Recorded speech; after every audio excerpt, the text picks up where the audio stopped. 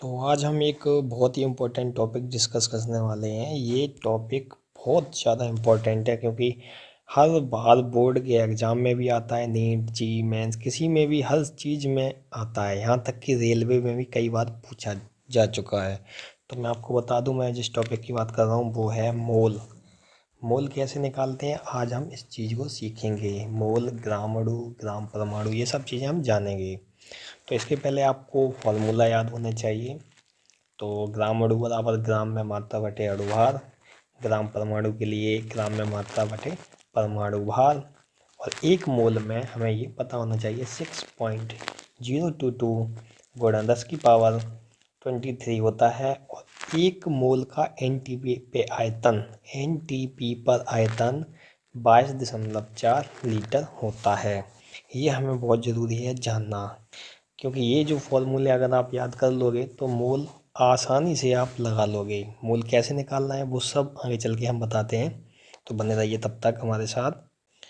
ये पहला number question है। इसमें पूछा है 2 ग्राम हाइड्रोजन तथा 40 ग्राम कैल्शियम के ग्राम परमाणु बताइए, जबकि हाइड्रोजन का परमाणु भार 1 है तथा कैल्शियम का 40 है। तो हमें इसको कैसे निकालना है तो ये देखते हैं। सबसे पहले हमें ये फॉर्मूला हमने बताया था पहले कि ग्राम परमाणु निकालने के लिए इसमें लगेगा ग्राम में मात्रा बटे परमाणु भार।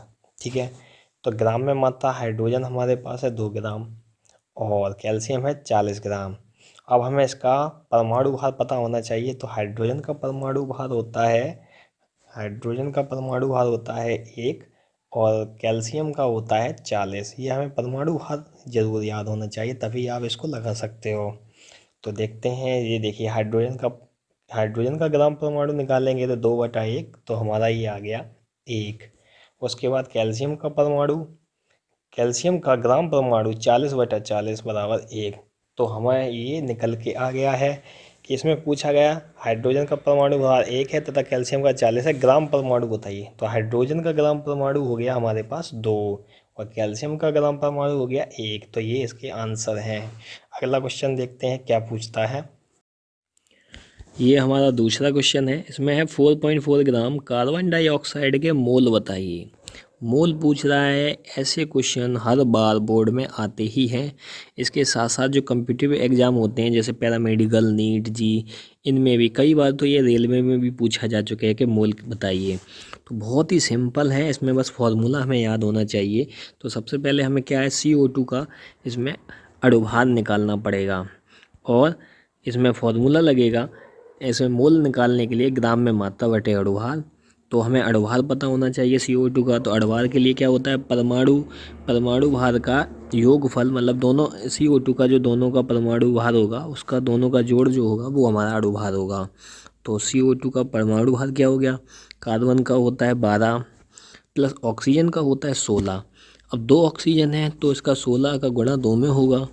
तो इस प्रकार ये हमें निकल के आ गया 12 + 16 × 2 बराबर ये 44 हो गया। ये हो गया अणुभार। अणुभार हमें निकल गया। अब हमें क्या, ग्राम में मात्रा बटे अणुभार, ये मोल निकालने के लिए फॉर्मूला है। तो ग्राम में मात्रा कितनी है, 4.4 और हमारे पास जो अणुभार निकल के आया वो 44 है। तो ये कट जाएगा, यहाँ पे आएगा 0.1 आएगा यहाँ पे। ठीक है, तो अब देखते हैं आगे क्या बता रहा है इसमें। तो ये तो मोल हो गए हमारे 0.1, ये हो गया हमारा आंसर।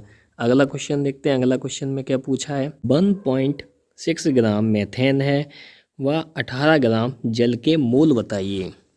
जल का हमें पता होगा, जल को H2O कहते हैं। तो हमें वही काम करना है, सब कुछ वही सेम टू सेम जैसे हमने पहले बताया था। तो सबसे पहले इनका अणुभार निकालना होगा हमें CH4 का और जल का। तो हमें क्या करना है, CH4 का अणुभार कितना हुआ, कार्बन का होता है 12 परमाणु भार प्लस हाइड्रोजन का परमाणु भार 1 होता है। तो 1 और 4 हाइड्रोजन है हमारे पास, तो 4 गुणा 1 और प्लस 12, तो हमारे कितना हो गया टोटल 16।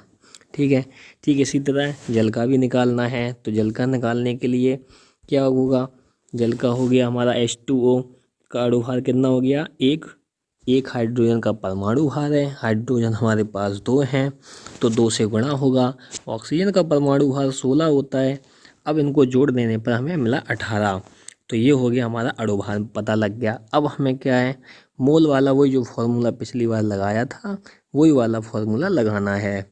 तो मीथेन के मोल कितना हो गया, 1 × 6 ग्राम है, तो परमाणु भार इसका 16 है। तो 1.6 में भाग दे देंगे 16 तो आ गया 0.1। ऐसे ही H2O का 18 ग्राम है हमारे पास जल और 18 इसका परमाणु भार है। तो इक्वल कितना हो गया, इसका भी हो गया 1। तो इसके मोल की संख्या हो गई 0.1, मीथेन के मोल की संख्या और जल के मोल की संख्या होगी 1। तो ये हो गया हमारा आंसर। अगला क्वेश्चन देखते हैं अगला क्या होता है। ये चौथे नंबर का क्वेश्चन है। इसमें पूछ रहा है 6.4 ग्राम मीथेन है हमारे पास CH4 में अणुओं की संख्या तथा NTP पर आयतन ज्ञात कीजिए। अब ये पिछले वाले से थोड़ा हटके है। इसमें पूछ रहा है अणुओं की संख्या तथा NTP पर आयतन ज्ञात करना है। तो इसमें भी क्या है, सबसे पहले हमें इसके मोल पता होने चाहिए कि मोल कितने, तब हम इसको आगे कर पाएंगे। तो मोल के लिए भी वही फॉर्मूला जो हम पहले लगाते थे। मोल कैसे निकलेगा, सबसे पहले हमें निकालना है CH4 का अणुभार। तो CH4 के अणुभार हो गया कितना, इसमें चलते हैं, कार्बन का होता है 12 + 1 × 4 बराबर हो गया हमारे पास 16 हो गया। अब 16 हो गया तो इसमें क्या होगा, अब इसके बाद हमें क्या करना है 6। अब ये हमारा अणुभार निकल के आ गया। इसके बाद हमें क्या करना है, अब हमें मोल निकालने हैं। तो 6.4 में भाग लगेगा 16 का, 16 हमारा है अणुभार। तो अणुभार क्या है, ग्राम मात्रा में, मात्रा है ग्राम में, तो ग्राम में भाग देना होता है किसका, अणुभार का। तो 6.4 में भाग देंगे 16 का तो आएगा हमारे पास आंसर, ये आ गया 0.4। अब हमें इसको मोल प्राप्त हो गए। अब आगे हमें अणुओं की संख्या निकालनी है। तो अणुओं की संख्या निकालने के लिए क्या होगा, एक मोल में अणु होते हैं, एक मोल में अणु होते हैं 6.022 × 10⁻23। ये एक मोल में अणु है। हमारे पास कितने अणु हैं अभी इस टाइम, 0.4। तो इसमें क्या होगा, 0.4 अणु निकालने के लिए क्या होगा, इसका गुणा हो जाएगा 6.022 × 10⁻23 का गुणा हो जाएगा 0.4 से। तो हमारे पास जो निकल के आएगा वो हमारे अणुओं की संख्या होगी। तो ये देखिए 2.4088 × 10⁻23 ये हमारी हो गई अणुओं की संख्या। तो ये अणुओं की संख्या हमारी निकल आई। अब हमें ज्ञात करना है NTP पर आयतन कितना है। तो NTP पर आयतन ज्ञात करने के लिए क्या फॉर्मूला होता है, तो NTP पर इसका होगा फॉर्मूला, एक मोल का NTP पर आयतन 22.4 लीटर होता है। ध्यान दीजिए, एक मोल का NTP पर आयतन 22.4 लीटर होता है। तो अब अपना क्या है, अणुओं की संख्या है ये अपनी 2.4088 × 10⁻23। अब इसमें हम क्या करेंगे, अब इसमें निकालने के लिए हमें, इसमें हमारे पास ये क्या था, ये मीथेन के मोल थे, मीथेन के मोल थे हमारे पास, 1 मिनट, ये एक मोल का NTP पर आयतन 22.4। तो अब हमारे पास मोलों की संख्या कितनी है, मोलों की संख्या है हमारे पास 0.4। तो 22.4 में ये 0.4 का हो जाएगा गुणा। तो जो हमारे पास निकलेगा वो होगा हमारा NTP पर आयतन। तो देखते हैं कितना आयतन निकलता है। तो ये देखिए 0.4 मोल का NTP पर आयतन 22.4 × 0.4, तो हमारे ये आ गया। तो इसमें पूछा अणुओं की संख्या बताइए, तो अणुओं की संख्या हमारी है ये। और NTP पर आयतन पूछा गया, तो NTP पर आयतन हो गया 8.96 लीटर। ये NTP पर लीटर में आयतन है, ग्राम में है तो उसको अलग निकालेंगे। ये लीटर में निकल के आ गया क्योंकि यहाँ पे हमने लीटर ले रखा है इसलिए। अब अगले क्वेश्चन देखते हैं, अगले क्वेश्चन में क्या पूछता है, उसको कैसे सॉल्व करेंगे। ये क्वेश्चन नंबर 5 है। इसमें पूछ रहा है 36 ग्राम जल में अणुओं की संख्या, ध्यान दीजिए 36 ग्राम जल है हमारे पास, H2O है। अब H2O में क्या पूछ रहा है, अणुओं की संख्या, परमाणुओं की संख्या और NTP पर आयतन। ये 3 चीज़ें पूछ रहा है हमें, अणुओं की संख्या, परमाणुओं की संख्या और NTP पर आयतन ज्ञात करना है।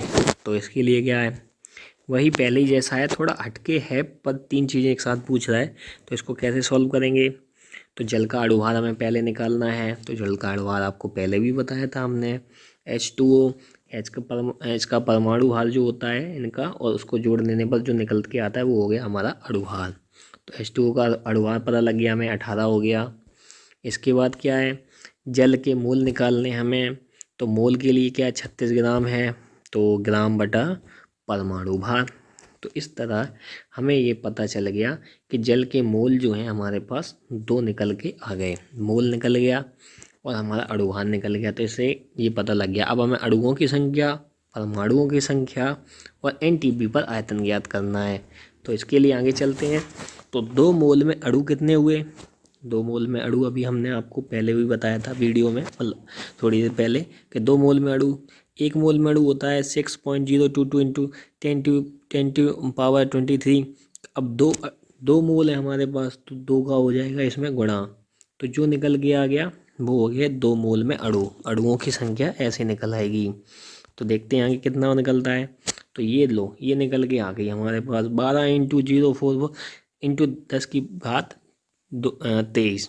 देखो मैं हिंदी में इसलिए बोलता हूँ कि यूट्यूब पे आप देखोगे तो कई सारे आपको वीडियो मिलेंगे जो इंग्लिश में भी बताते हैं, पर यूपी बोर्ड में भी कई बच्चों को क्या होता है कि शुद्ध एकदम नहीं पता होता है कि भाई, जब तक हम उनको ये नहीं बताएंगे कि इस पे घात इतनी है तो उसको भी समझने में आसानी हो, इसलिए हम एकदम हिंदी बोलते हैं ताकि बच्चों को आसानी से समझ में आ जाए। तो कहीं इंग्लिश कहीं हिंदी दोनों मिक्स हो जाती है, तो वो आप अपने हिसाब से देख लेना, एडजस्ट कर लेना, समझ में सबको आना चाहिए, इसलिए हम ऐसे वीडियो बनाते हैं। तो आगे चलो चलते हैं, आगे क्या निकलता है। 2 मोल में अणुओं की संख्या ये हमारी निकल के आ गई। अब इसके बाद क्या होता है, अब 2 मोल का एनटीपी पे आयतन निकालना है। तो हमको पता है 1 मोल पे एनटीपी का आयतन कितना होता है, 22.4 लीटर। हमारे पास कितने हैं, 2 मोल हैं, तो इसका गुणा 2 से हो जाएगा। तो जो निकल के आएगा वो हमारा एनटीपी पे आयतन होगा। तो देखते हैं क्या निकलता है।